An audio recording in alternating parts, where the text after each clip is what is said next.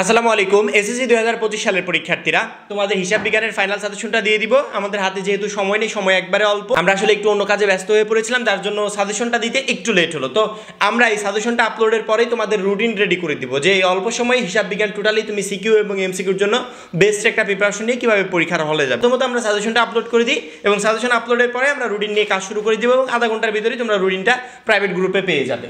হিসাব বিজ্ঞানে আমাদের বিভাগ আছে দুইটা পার্ট থাকবে। এক হচ্ছে এই যে ক বিভাগ, এই হচ্ছে ক বিভাগ, আর দ্বিতীয়ত হচ্ছে এই হচ্ছে খ বিভাগ। ক বিভাগ আর্থিক বিবরণী 10 নম্বর অধ্যায় থেকে দুইটা প্রশ্ন পরীক্ষায় আসবে, বাধ্যতামূলক দুইটার অ্যান্সার করতে হবে, মানে দুইটা আসবে, দুইটার অ্যান্সার আমাকে করতে হবে, এটা আমরা সবাই জানি। আর্থিক বিবরণী থেকে দুইটা প্রশ্ন আসবে, এইটা আমাদের আউটসাইড, ঠিক আছে। দুইটা প্রশ্ন চলে গেল, পরীক্ষায় লিখতে হবে কয়টা প্রশ্নের অ্যান্সার? 7টা। এই দেখো 70 ভাগ, 7টার অ্যান্সার লিখতে হবে। দুইটা চলে গেল, তাহলে আর কয়টা কমন লাগবে? আর 5টা কমন লাগবে। আর্থিক বিবরণী অধ্যায় তো তুমি করবে, কারণ কি এটা তোমার বাধ্যতামূলক। পরে খ বিভাগে আমাদের যে অধ্যায়গুলো আছে, এই টোটাল অধ্যায়গুলো থেকে আমাদের প্রশ্ন পরীক্ষায় আসবে আরও 9 সেট। ওই 9 সেটের ভিতর থেকে যে কোনো 5 সেটের অ্যান্সার আমি করতে পারবো। এখন ওই 9 সেটের ভিতর থেকে কোন 5 সেটের অ্যান্সার আমরা করব সেটা আমরা দেখে নেব, ঠিক আছে। 2 নম্বর অধ্যায় লেনদেন, 3 নম্বর অধ্যায় দুতরফা দাখিলা পদ্ধতি, এই দুইটা অধ্যায় থেকে 3 সেট প্রশ্ন পরীক্ষায় আসবে। দুইটা অধ্যায় থেকে 3 সেট। খ বিভাগ থেকে আমাদের লাগবে কয়টা? 5টা। 2 আর 3 করেই আমি 3 সেট কমন পেয়ে গেলাম, তাহলে আর দরকার কয়টা? মাত্র 2টা দরকার। 6 নম্বর অধ্যায় দেখো জাবেদা, 7 নম্বর অধ্যায় খতিয়ান এবং 8 নম্বর নগদান বই, এই 3টা অধ্যায় মিলে আবার 3 সেট প্রশ্ন হবে। এই 3টা অধ্যায় থেকে 3 সেট প্রশ্ন হবে। পরবর্তীতে 11 নম্বর পণ্যের ক্রয় মূল্য, উৎপাদন ব্যয় ও বিক্রয় মূল্য, এখান থেকে একটা প্রশ্ন পরীক্ষায় পাবে। 12 নম্বর পারিবারিক ও কর্মসংস্থানমূলক উদ্যোগের হিসাব, এখান থেকে একটা প্রশ্ন পরীক্ষায় পাবে। তাহলে প্রশ্ন হলো কয়টা? 2টা, 3টা, 5টা, 5 আর 3 8, 9, 10, আর একটা প্রশ্ন আমাদের পরীক্ষায় আসবে। সে একটা প্রশ্ন আসবে 4 অথবা আমাদের এই 9 নম্বর অধ্যায় থেকে, ঠিক আছে। এখান থেকে আসবে একটা। তো যেগুলোতে কনফিউশন আছে 4 এবং 9, ওইটাতে আমরা যাব না।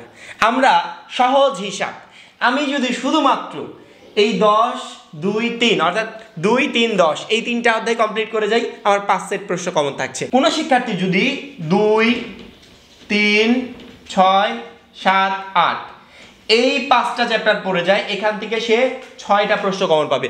এই 5টা চ্যাপ্টার পড়লেই 6টা প্রশ্ন কমন পাবে খ বিভাগ থেকে। অর্থাৎ খ বিভাগে আমাদের লাগবে কয়টা? 5টা প্রশ্নের অ্যান্সার লাগবে। এখন আমি কমন পেলাম কয়টা? 6টা। এর ভিতর থেকে যে কোনো 5টার অ্যান্সার আমি করতে পারবো। আর 2টা হচ্ছে আমার 10 নম্বর অধ্যায় থেকে। এক্সট্রা যে অধ্যায়গুলো আছে এগুলো আমাদের পড়ার দরকার, এটাই সিকিউর জন্য। আমি এই অধ্যায়গুলো পড়লেই আমার হয়ে যাচ্ছে। বা তুমি মনে করছো 6, 7, 8টা আমার কাছে একটু কঠিন মনে হচ্ছে, বা 2, 3 অধ্যায়টা আমার কাছে কঠিন মনে হচ্ছে, সেক্ষেত্রে এই যে 11 নম্বর অধ্যায় থেকে একটা আসবে, 12 নম্বর অধ্যায় থেকে একটা আসবে, এই 2টা অধ্যায়ের যে কোনো একটা অধ্যায় তুমি ইনক্লুড করে নিতে পারো, বা এই 2টা অধ্যায় তুমি নিতে পারো যে একটা করে আসবে, এই অধ্যায়গুলো নিয়ে, সেক্ষেত্রে অধ্যায়গুলো আরও কমে যাবে। তবে আমার সাজেশন থাকলো প্রত্যেকটা শিক্ষার্থী যেন এই যে এরকম করে পড়ে যায়, 2 number, 3 number, 6 number, 7 number, 8 number, তাহলে তার 6টা প্রশ্ন কমন থাকবে, যেখান থেকে বেছে বুঝে সে 5টার অ্যান্সার ইজিলি করতে পারবে। এবং আর্থিক বিবরণী 10 নম্বর অধ্যায় থেকে 2টা করবে, 7টার অ্যান্সার হয়ে গেল। এই সহজ প্রসেসে সামনে যেটুকু সময় আছে এইটুকু সময় তোমরা পড়াশোনা করবে, পরীক্ষার হলে ইনশাল্লাহ সিকিউর প্রশ্ন তোমরা কমন পাবে। আর বাদ বাকি অধ্যায়গুলো দরকার নেই, সামনে সময় অল্প, এই অল্প সময়ে আমরা এত অধ্যায় কমপ্লিট করতে পারবো না, ঠিক আছে। এবার আসে আমরা এমসিকিউতে।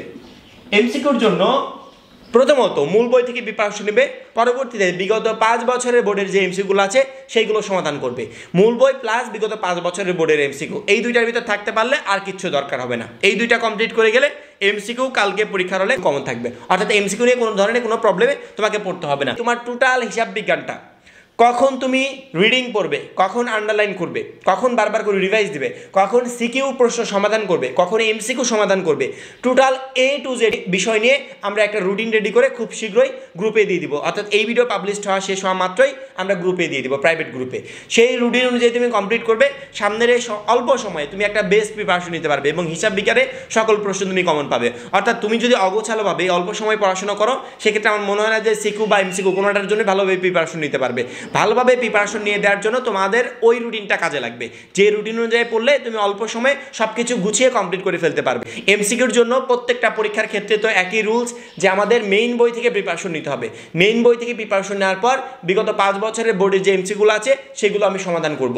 মূল বই থেকে একটা বেস্ট প্রিপারেশন, বিগত 5 বছরের বোর্ডের এমসিকিউ সমাধান, এই 2টা যদি করে যেতে পারি, যে কোনো সাবজেক্টে, শুধুমাত্র হিসাব বিজ্ঞান না, যে কোনো সাবজেক্টে আমার টোটাল এমসিকিউ কমন থাকবে। শেষ মুহূর্তে তোমাদের অতিরিক্ত সময় নষ্ট করতে চান এখন এই পর্যন্তই। পরবর্তী ভিডিওর জন্য চ্যানেলটা সাবস্ক্রাইব করে রাখবে। সবাই ভালো থাকবে, সুস্থ থাকবে, আল্লাহ হাফেজ।